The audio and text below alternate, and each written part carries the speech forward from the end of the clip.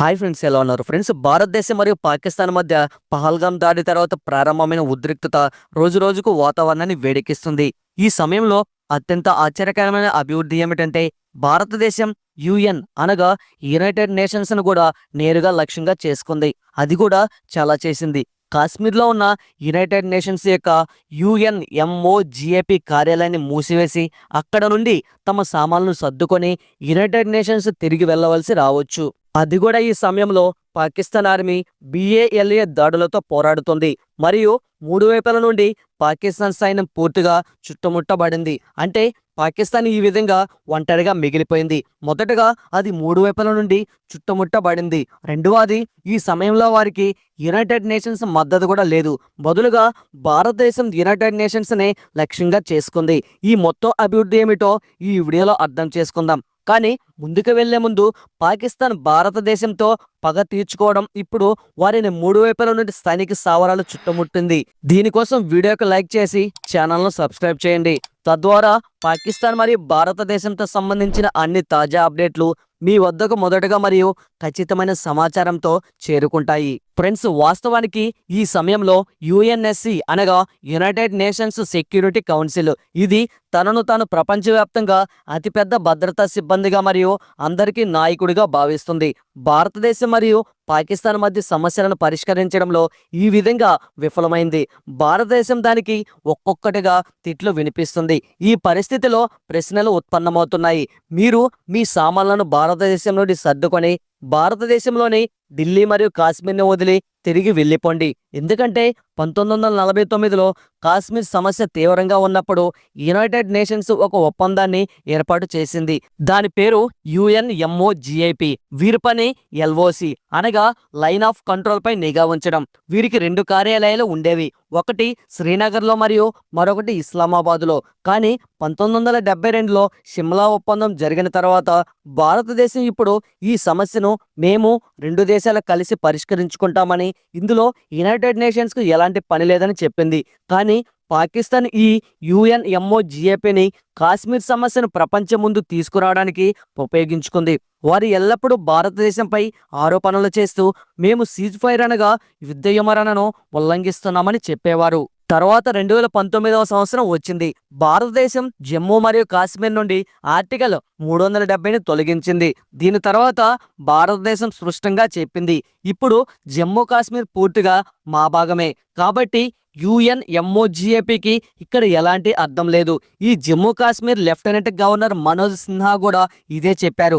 United nations article 370 విషయంలో కానీ ఎల్ఓసిలో జరిగే వాటిలో కానీ ఎలాంటి సహాయం చేయలేదు. కాబట్టి వారి ఇక్కడ ఉనికికి ఎలాంటి ప్రయోజనం లేదు. మీరు ఆలోచించండి.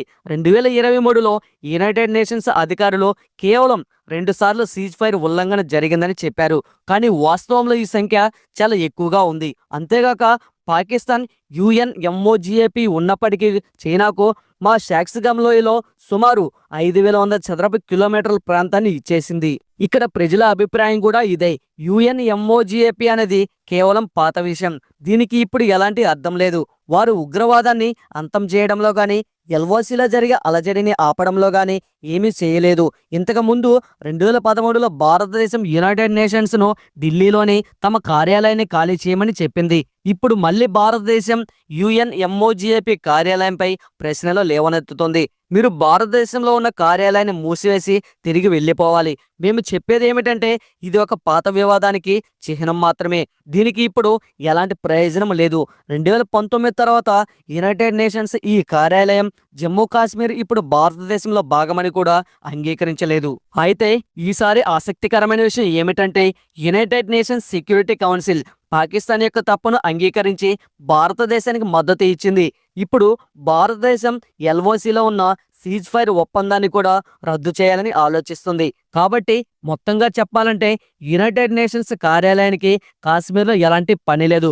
వారు మద్దతు ఇవ్వాలనుకుంటే ప్రపంచవ్యాప్తంగా కూడా చేయవచ్చు. ఈ సమయంలో ఒకవైపు యునైటెడ్ నేషన్స్ భారతదేశం నుండి సామాన్లను సర్దుకొని వెళ్లేందుకు సిద్ధమవుతుండగా పాకిస్తాన్ ఇప్పుడు మూడు వైపుల నుండి చుట్టుముట్టబడిందని రిపోర్ట్లు వస్తున్నాయి.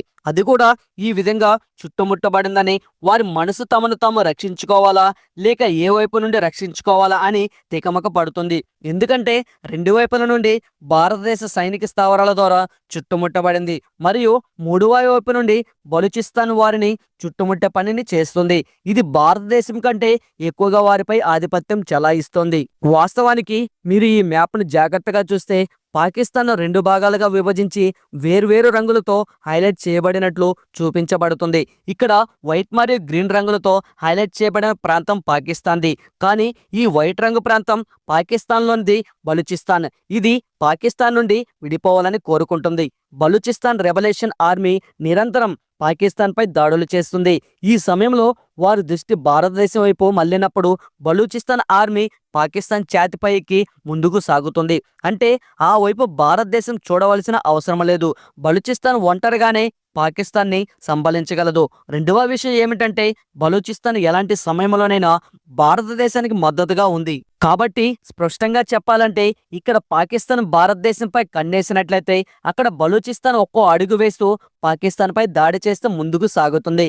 కానీ ఈ సమయంలో అతిపెద్ద ప్రశ్న ఏమిటంటే ఒకవేళ భారతదేశం మరియు పాకిస్తాన్ మధ్య వాతావరణం ఎక్కువగా దెబ్బతింటే మరియు యుద్ధం జరిగితే లేదా భారతదేశం దాడి చేయవలసి వస్తే భారతదేశం ఏమి చేస్తుంది?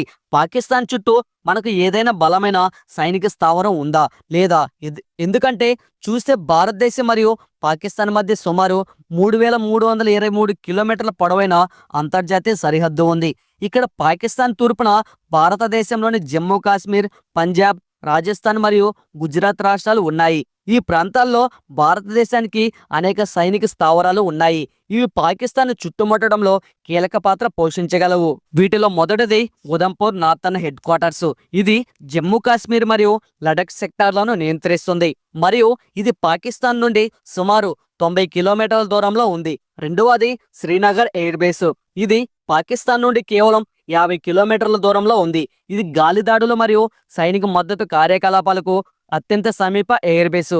మూడవది పంజాబ్లోని అమృత్సర్ సరిహద్దు సమీపంలో ఉన్న పఠాన్కోట్ ఎయిర్ బేసు. ఇది గాలిదాడులు మరియు వేగవంతమైన సైనిక లాజిస్టిక్స్ సరఫరాకు అత్యంత వ్యూహాత్మక ఎయిర్ బేసు. ఇంకా పంజాబ్లోనే బటిండా మిలిటరీ స్టేషన్ కూడా ఉంది. ఇది భారీ ట్యాంకులు మరియు ఇన్ఫ్రాంట్ తైనాతి చేయడంతో పాటు దాడి మరియు రక్షణ రెండింటికి పెద్ద స్థావరం.